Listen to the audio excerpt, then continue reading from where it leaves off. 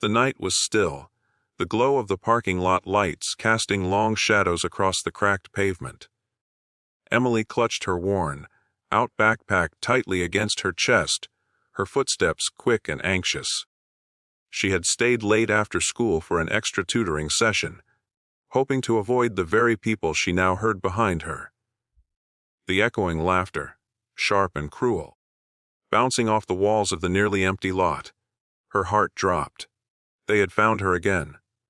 3 figures stepped out from between the cars, blocking her path.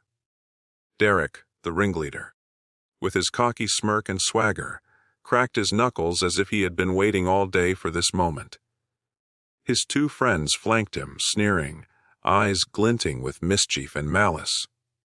Well, if it isn't the little mouse, Derek sneered. Walking all alone. No one to save you tonight. Emily swallowed hard, gripping her bag tighter. She had spent years trying to keep her head down, hoping that if she stayed quiet, the storm would pass. But the storm had only grown stronger, chasing her everywhere she went. Hallways, classrooms, now the parking lot. She tried to step around them, but Derek shoved her shoulder, sending her stumbling back. The laughter rang in her ears, burning like fire against her skin. For a moment, Emily felt the familiar fear clawing at her chest. The fear that had silenced her, crushed her voice, and made her believe she was powerless. But something inside her shifted. This wasn't fear anymore. It was rage. Memories flashed before her eyes. The years of whispered insults, slammed lockers, stolen books, and lonely lunches. The nights she cried herself to sleep, wondering if it would ever stop. All of it came crashing together, a tidal wave of emotions she could no longer hold back. Emily's fists clenched at her sides, her knuckles white. "Nuff," she said, her voice trembling at first, then growing stronger. "I said Enoch." The bullies paused, caught off guard. This wasn't the shy, silent Emily they had spent years tormenting. Her eyes blazed, her body tensed like a coiled spring. Derek laughed, trying to brush off the sudden change. "Oh, you finally found your voice. What are you going to do, mouse?" Squeak louder. But Emily wasn't laughing. She took a step forward, her shoulders squared.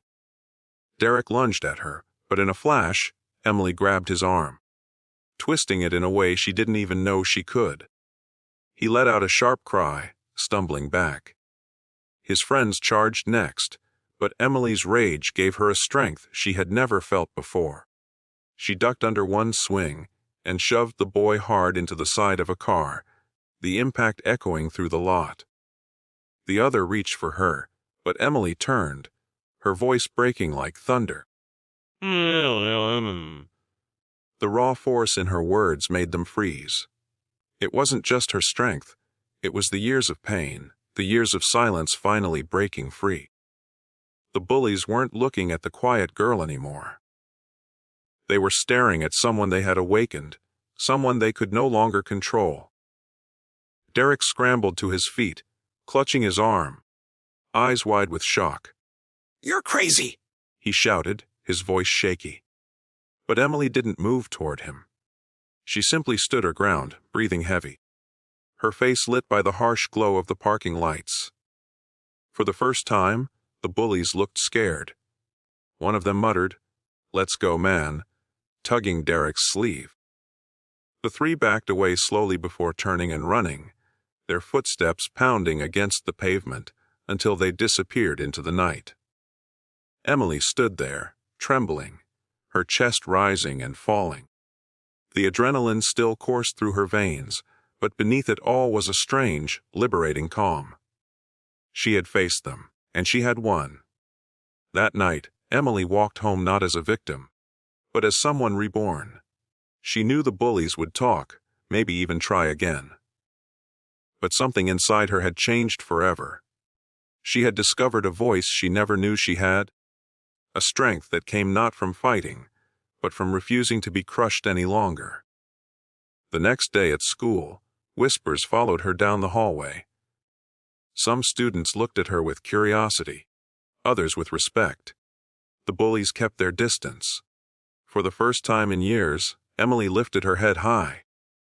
She realized that standing up for herself wasn't about violence.